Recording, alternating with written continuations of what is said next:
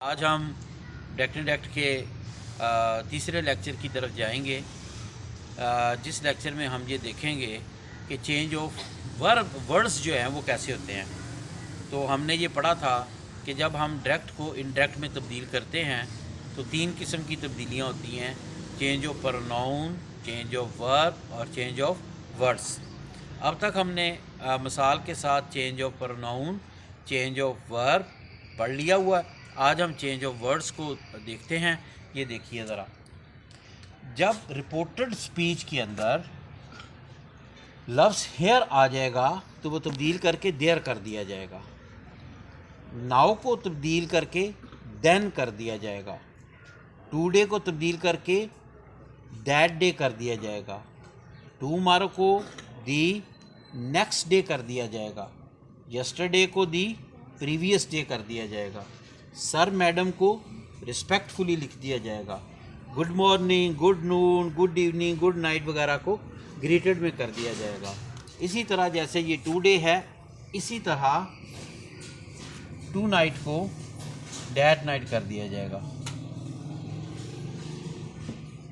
To night को that night कर दिया जाएगा।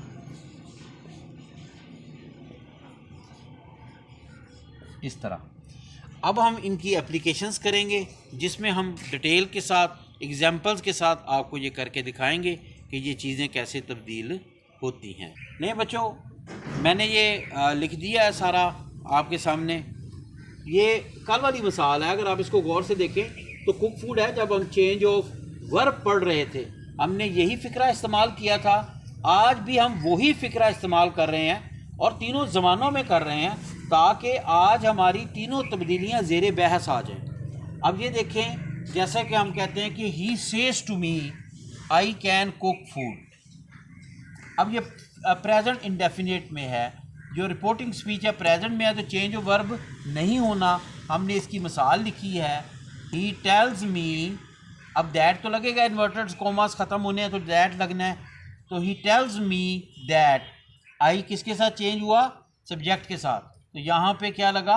He tells me that he can cook food. कल तक का फिक्रा सेम, आगे वो चेंज आ गया जो अब आज हमने ऐड किया लफ्ज़। वो क्या किया? टुडे यानी आज। तो जब हम उसको इंडायरेक्ट में चेंज करेंगे तो टुडे की जगह पे दैट डे लगेगा। क्या लगेगा? टुडे की जगह पे दैट डे लगेगा। ये है चेंज ऑफ वर्ड्स। ये है चेंज ऑफ वर्ड्स। ये है change of words. He said to me. अब पास्ट इंडेफिनिट में हम आ गए हैं। अब पास्ट इंडेफिनिट में हम देखेंगे कि he said to me I can cook food, और अब चेंज ऑफ वर्ब होगा तो क्या हो जाएगा? He told me that. He can की जगह किधर आ गया भाई? कुड चेंज, ये चेंज हो गया। ही कुड कुक फूड, और टुडे किधर चेंज हो गया? दैट डे में।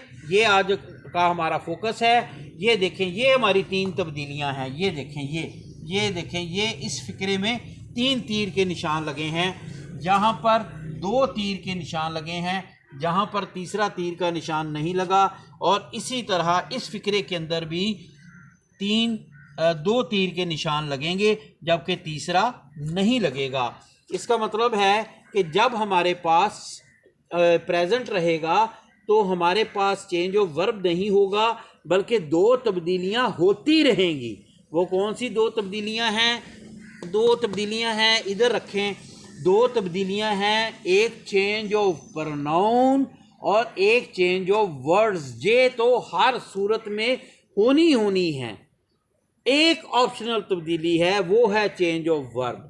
वो कभी होगी और कभी नहीं होगी। तो सादा सी बात है, कब होगी कब नहीं होगी? प्रेजेंट में भी नहीं होगी, पास्ट में होगी और फ्यूचर में नहीं होगी। बस इतनी सादा सी बात है। तो आज मेरे ख्याल से आप सब लोगों को समझ आ गई है। तो आप इस चीज़ को बड़े अच्छे से दोबारा अपने जहन में बिठाएं कि जब हम डायरेक्ट को इनडायरेक्ट में तब्दील कर रहे हैं तो तीन तब्दीलियां हो रही हैं: change of pronoun, change of verb, change of words. और आज के सारे लेक्चर के बाद हमें पता चला कि जहाँ पर जब ज़माने बदलेंगे तो दो ज़मानों में दो तब्दीलियाँ होंगी, और एक ज़माने में 3 तब्दीलियां होंगी। 2 तब्दीलियां किन ज़मानों में होंगी? प्रेजेंट में और फ्यूचर में। कौन कौन सी होंगी? चेंज ऑफ प्रोनाउन और चेंज ऑफ वर्ड, लेकिन चेंज ऑफ वर्ब नहीं होगा। और जब हम पास्ट में आएंगे तो चेंज ऑफ वर्ब भी शामिल हो जाएगा, और जब हम फ्यूचर में जाएंगे तो फिर चेंज ऑफ वर्ब नहीं होगा, लेकिन दो तब्दीलियां यहाँ भी होंगी। कहाँ पर? प्रेजेंट में, फ्यूचर में। और पास्ट में कितनी तब्दीलियां होंगी? 3 तब्दीलियां होंगी। लिहाजा फिर दोबारा हम अपने इस लेक्चर को बड़े गौर से रिपीट कर लेते हैं। इसको आपने बड़े गौर से सुनना है, और उसके बाद आपने ऐसे फ़िक्रे बना के खुद बार बार प्रैक्टिस करने की कोशिश करनी है, ताकि आपको अपनी ज़ात के ऊपर एतमाद आ जाए। तो यहाँ पर देखें, ये 3 तब्दीलियाँ मुमकिन होनी थी। प्रोनाउन चेंज होना था, वर्ब चेंज होना था, और वर्ड चेंज होना था। लेकिन चूँकि बाहर प्रेजेंट था तो इस वजह से सिर्फ 2 तब्दीलियाँ हुई। प्रोनाउन तब्दील हो गया और वर्ड तब्दील हो गया। फिर हम पास्ट में आ गए, हमारे पास पास्ट आ गया। अब हमारी तीनों तब्दीलियाँ हुई हैं। चेंज ऑफ प्रोनाउन भी हुआ है, चेंज ऑफ वर्ब भी हुआ है, और चेंज ऑफ वर्ड भी हुआ है। फिर हम फ्यूचर में आ गए। जब हम फ्यूचर में आए हैं तो फ्यूचर में आने के बाद हमारा फिर 2 तब्दीलियां ही होंगी। चेंज ऑफ प्रोनाउन भी हुआ और चेंज ऑफ वर्ड भी हुआ, लेकिन चेंज ऑफ वर्ब नहीं हुआ। चेंज ऑफ वर्ब नहीं हुआ। लिहाजा अब हमने इन बातों को अच्छी तरह रिपीट करना है, और कल आपने प्रैक्टिस के तौर पर 5-5 फ़िक्रे बना के लाने हैं। और मेरे वो तमाम स्टूडेंट्स, साबका स्टूडेंट्स, और वो तमाम स्टूडेंट्स जो मुझे बार बार इसरार कर रहे थे कि सर डायरेक्ट करवा दें, तो मैंने उनके लिए ये बड़ी डिटेल से लेक्चर दे दिया है। अब वो ये कम से कम बहुत सारे फ़िक्रों की प्रैक्टिस करेंगे। जब तक आप खुद प्रैक्टिस नहीं करेंगे तब तक ये चीज़ें आपको नहीं आएंगी, और जब आप लिख कर लेंगे उसके बाद आप खुद को भी लेक्चर दीजिएगा और बार बार इन बातों को रिपीट कीजिएगा। तो उम्मीद है आपको इन तीनों तब्दीलियों की समझ आ जाएगी। अब आने वाले दिनों में डायरेक्ट एंड इनडायरेक्ट के जो बाकी कैटेगरीज़ हैं, मिसाल के तौर पर इम्पेरेटिव सेंटेंसेस हैं, एक्सक्लेमेटरी सेंटेंसेस हैं, इंटरोगेटिव क्वेश्चंस हैं, या आम ज़बान में आप ये कह लें फौरी इजहार के फ़िक्रे हैं, सवालिया फ़िक्रे हैं, और वट फैमिली के फ़िक्रे हैं। इनको हम किस तरह हल करेंगे, उनके लिए कौन से लाज हैं, अब हम एक एक कैटेगरी को अलहदा पढ़ेंगे। ये 3 तब्दीलियाँ अपनी जगह पर होती रहेंगी, और इनके साथ साथ तकरीबन 7-8 डिफरेंट कैटेगरीज़ जो हैं वो हम पढ़ेंगे।